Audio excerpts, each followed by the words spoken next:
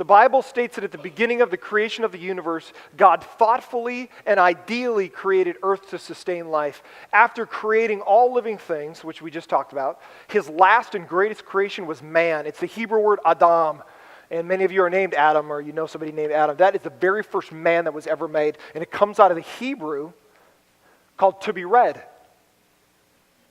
It doesn't necessarily mean he had red hair, but it means like flesh, like you have blood flowing inside of you. Like you've gone from, like the difference between a corpse and a living person, it's still a body laying there. If you died, it's still your body. But it's the difference between a dead person and an alive person. Like you see blood, you see flesh alive. And that's the idea, is that God breathed life into Adam. It says he built him like a potter. It says he created him with his hands.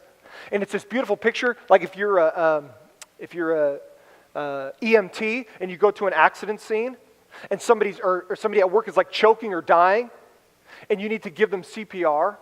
It's this beautiful picture that God builds Adam with his own hands. He builds this ideally physical man out of the dust of the earth, which is why at a funeral they say, from dust you have become and to dust you will return. That's why we degrade back into the dust.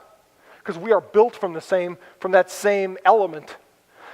In the beginning it says God builds Adam, and it's like he gives him mouth to mouth and he breathes life into him. So the eternal God who has life inside of him breathes life, and it says Adam became a living being.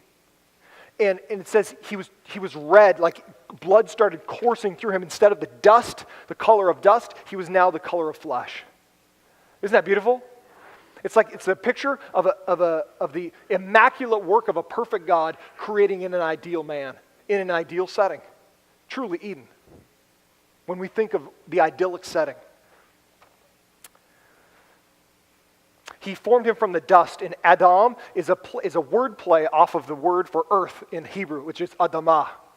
So Adam comes from the dirt. He's the dirt man. Next time you see a guy named Adam, you go, hey, you're from the dirt.